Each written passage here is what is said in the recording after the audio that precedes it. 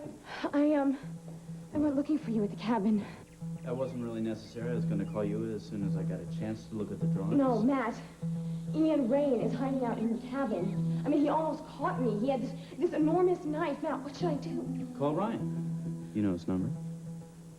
But it's your cabin. I mean, he's your former groundskeeper. I mean, for all I know, you gave him permission. You call Ryan. What is wrong with you? What's wrong with me? You want to know? Okay, listen, I saw you and Ryan together in some sort of clinch last night when you were supposed to be working. That's what this is about?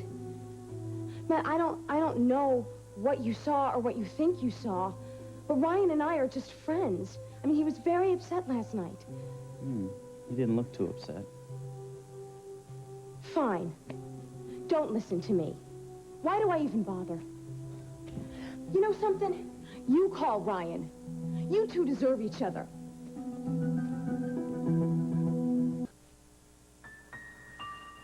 You want me to call someone for you? Your husband? No, thank you. I'm going to actually try to get a little rest. I'll be fine. All right. I'll check on you later.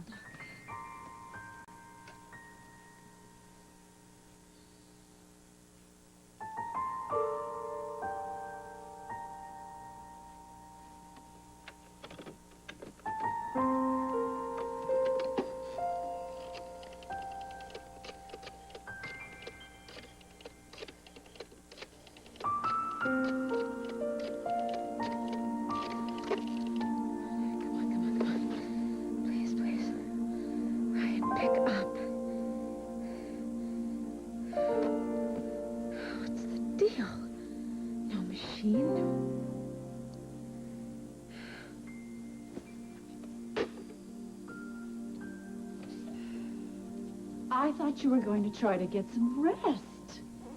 I don't know what... Maybe the phone is broken, or maybe the lines are out of order. I talked to Bridget, and she said Ryan was fine. Wait, I want you to call him from your room. Why? So I can listen to his telephone ring? So I can talk to him. Now stop it. Stop it right now. Grant has told you how upset Ryan is about being responsible for your condition. Why can't you just leave the poor man in peace? Please. Please.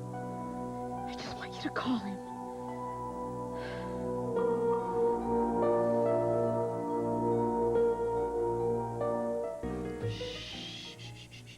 And I warned you about doing too much. This is what happens when you get exhausted. Your emotions get all out of whack. Look, I just want to talk to him, that's all. Maybe he doesn't want to talk to you. How do you know that? Because Grant told you. I mean, besides Grant, how do you know But that? it's common sense. Grant checks in with his office every day. If Ryan had wanted to reach you, he could leave a message there. He could call Bridget. He could call WKBAY. Okay. Ryan has moved on with his life. You're just going to have to accept it. Stephen's fast asleep. What's wrong, Victoria? You in pain? No, she's just a little overextended. Was it the therapy? No, I'm tired, that's all, Grant. Darling. You need to get out of this room, huh? That's a good idea. You know what? I've ordered a special dinner to be served in the sitting room. And Stephen's fast asleep, so why don't the two of you join me there in half an hour? How wonderful. What a thoughtful thing to do. Donna, why don't you help Victoria into her new robe, all right? Darling. Hey, it's gonna be all right. Come on, this is all part of the healing process. I promise you, you're gonna be fine. Feel better soon. See you in a half an hour. That's my girl.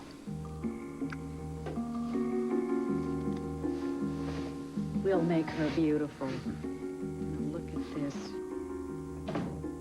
Doctor, if I might have a word. Yes, Senator. My wife is experiencing mood swings. Really? She was very excited about her physical therapy, and just now I found her in tears. Well, it's nothing to be concerned about. Yes, well, I realize it's part of the healing process. It's why I've limited her calls and kept the press at bay, but I'm afraid the accident and its limitations have put a new strain on her.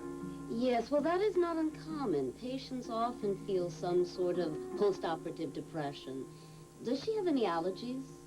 Not to my knowledge, no. Good. I will write a prescription for your wife to be taken 3 times a day. Her mood will improve. Thank you, doctor. Yeah. Thank you for understanding. So you'll try Ryan on your phone. I thought we just discussed. We did. Please. Just do this for me, please. I really need to hear his voice. Ryan? Hey, Matt. Listen, Brett came to see me today. Yeah, look. She told Matt, me Ian Rain was hiding out at my cabin. What do I do?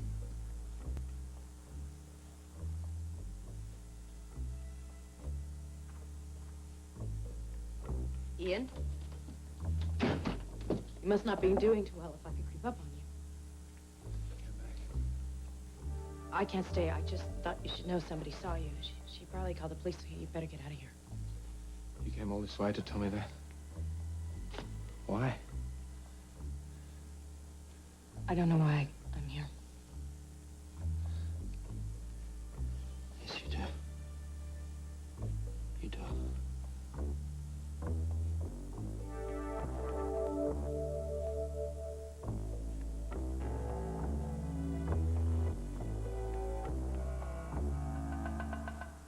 These should lessen your wife's anxiety, Senator.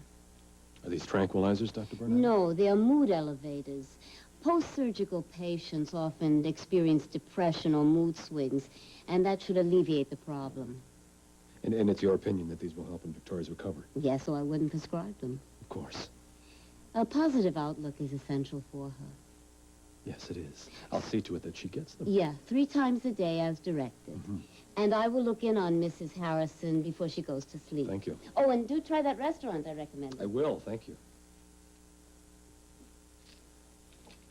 And this is our sitting room. There you are. And my room is that way to the left. Grant's room is to the right. This is some place. Are you sure this is a hospital? Well, rooms like this are supposed to help you forget that. We're on a tour. I'm glad you're feeling up to it. I was just discussing with Dr. Bernheimer your condition, and she gave me some new medication for you to take. She wants you to start on that right away. More pills? I mean, come on, the last pills I took were like golf balls. What are these things for? Well, it's just a part of your treatment, darling. How does Brett know that Ian is in your cabin? I'll tell you that part myself. Fine, you tell it to me. Just somebody tell it Well, you quickly. cop such an attitude when it comes to Ryan. I figured you'd sit on the news. You think I'd be that petty? Just somebody tell me, is he there or isn't he? Yes! Tell me.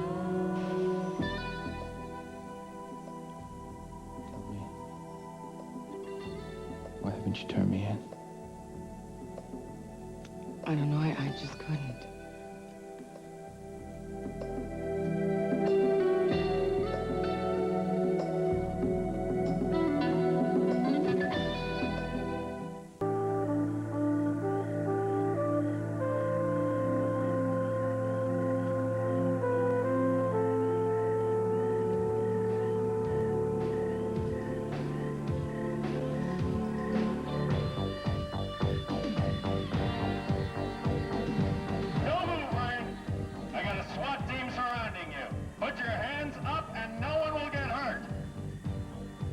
You'll never take me alive, Harrison!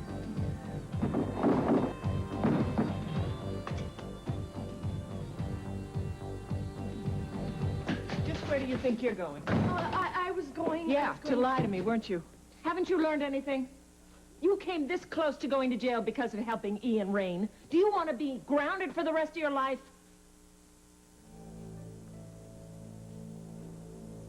Stop it.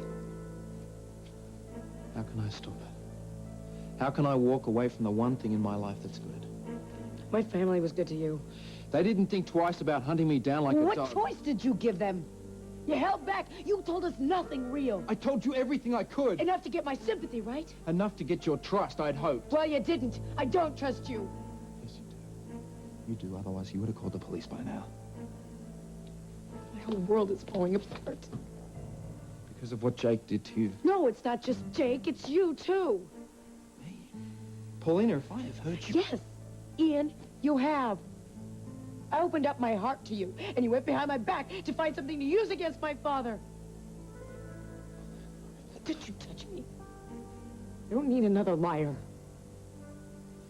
If you invest that much in the truth, you have to believe that we have been drawn to each other since the first day we met. No. I know I feel that way.